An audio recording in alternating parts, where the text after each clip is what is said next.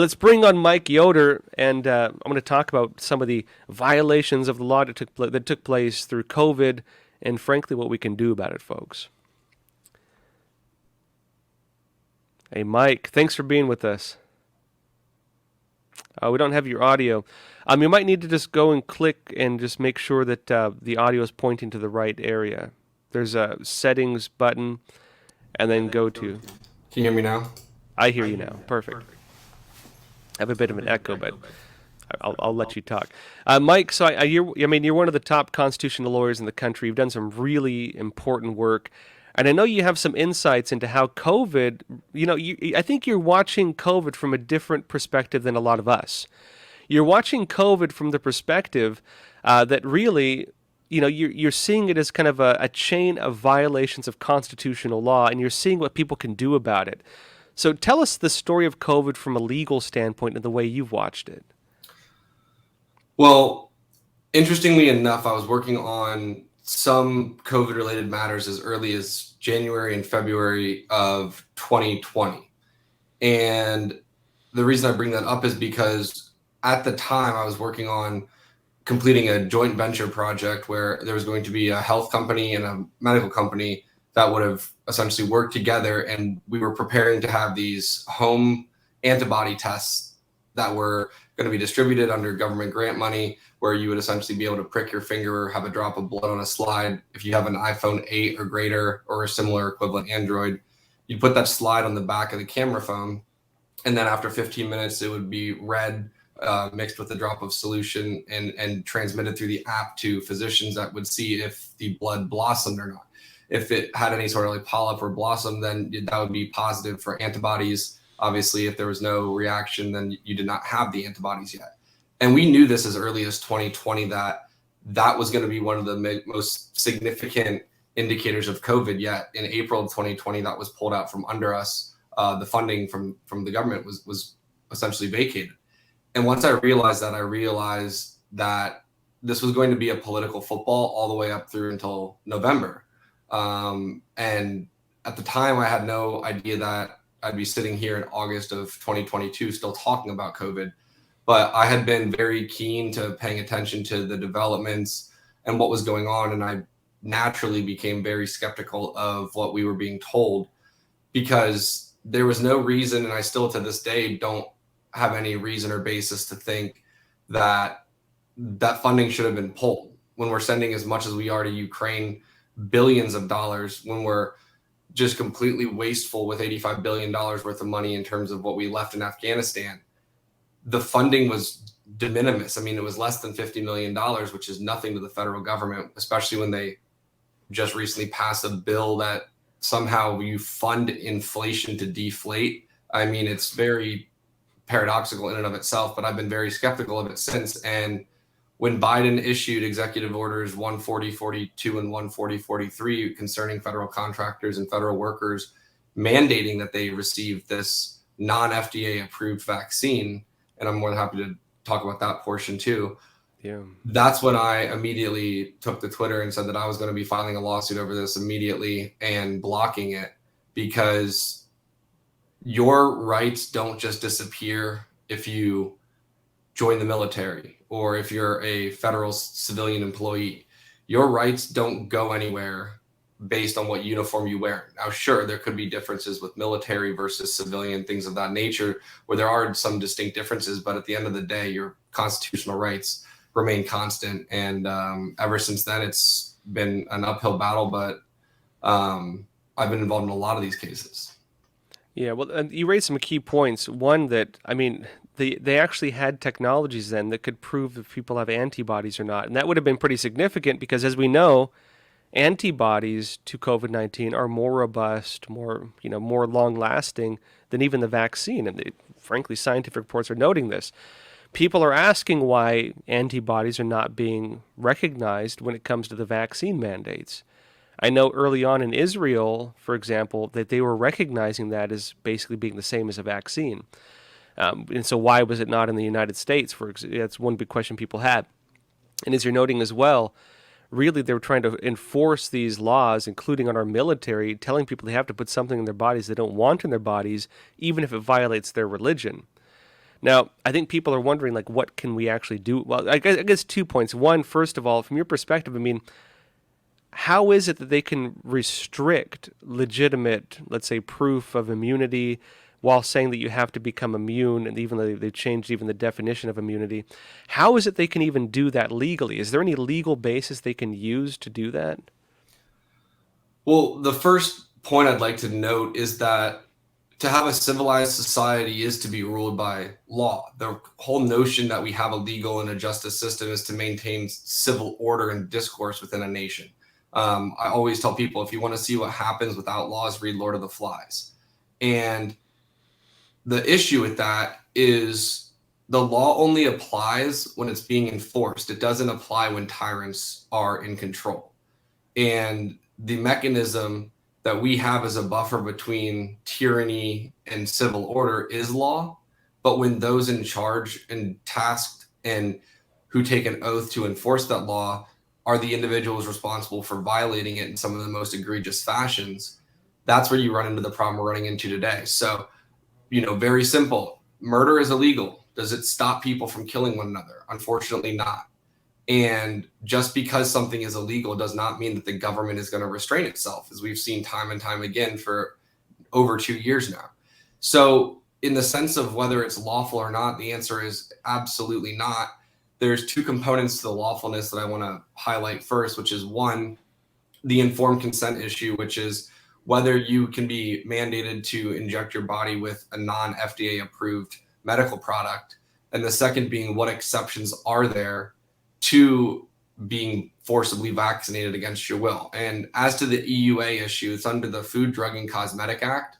The issue is that under the FDCA, there's no private right of action. The statutory language itself, which was passed by Congress, does not give a citizen the right to file a lawsuit to seek redress as a result of being mandated to take a non-FDA approved medical substance, or in this case, gene therapy. I am hesitant to use the word vaccine because, again, traditional notion of vaccine is a product that provides immunity against a disease, whereas here we clearly know that it does not.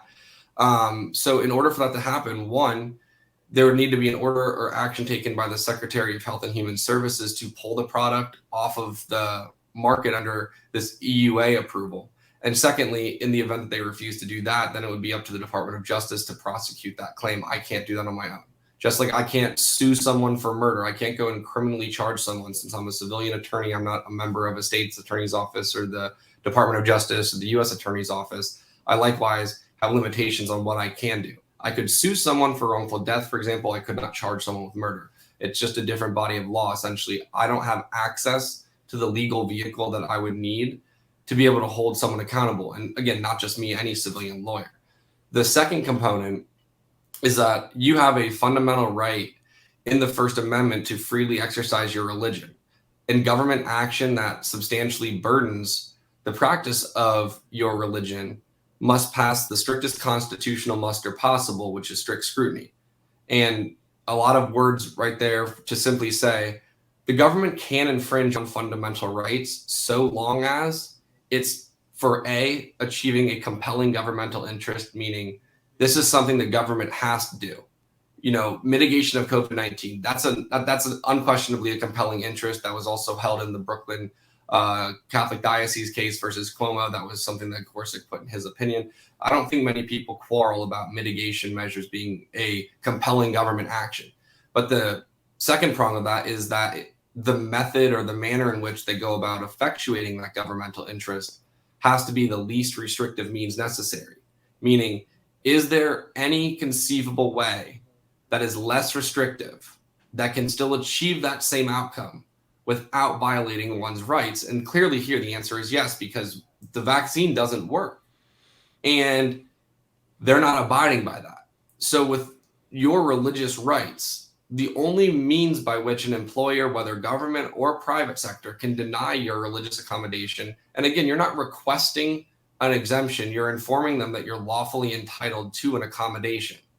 And the two bases upon which you can lawfully deny a religious accommodation is if it imposes an undue hardship on the employer, which could either be financial or it could be in the ability or feasibility to actually carry out doing your job, or secondly, if your sincerely held religious beliefs are not in fact sincerely held.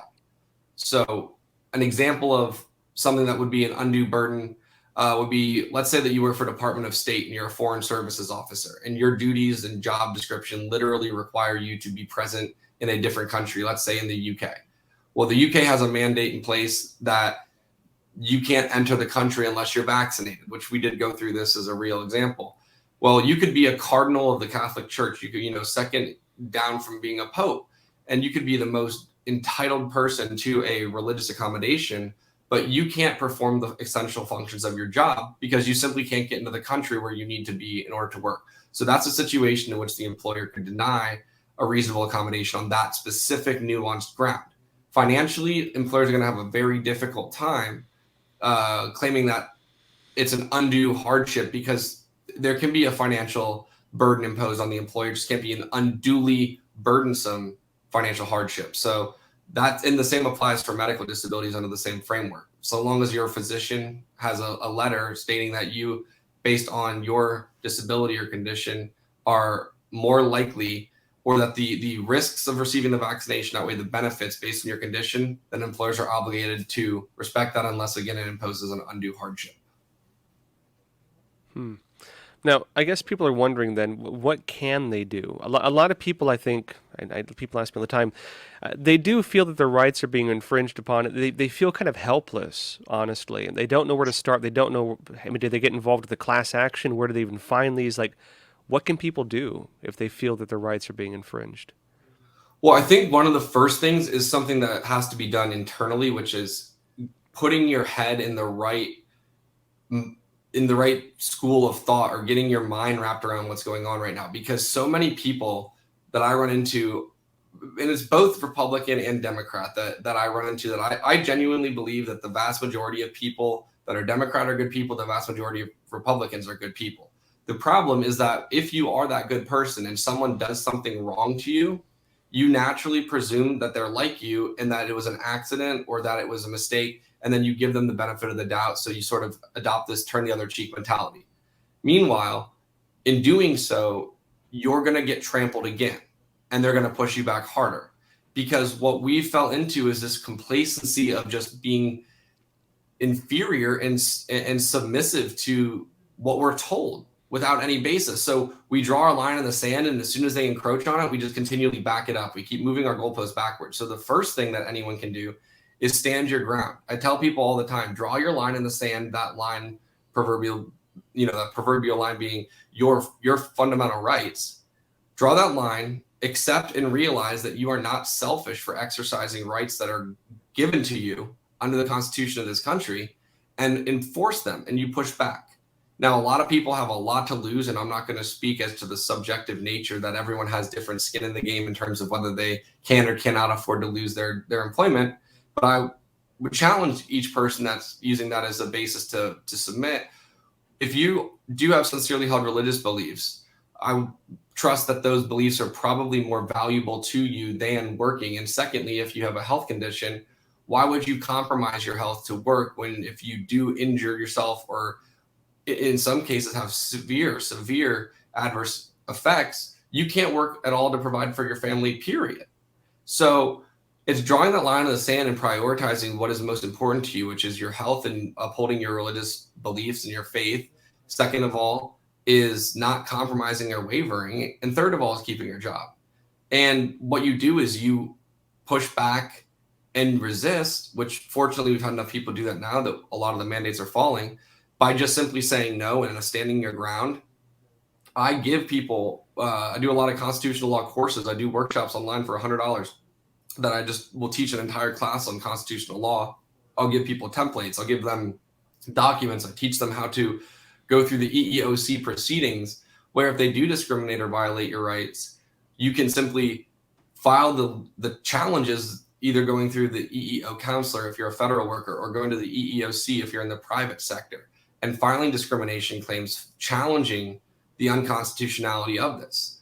We just had in Chicago, we just saw that there was a hospital that denied 520 religious accommodations to healthcare workers wrongfully There's a class action filed, and the hospital just settled for $10.3 million because they wrongfully denied these accommodations.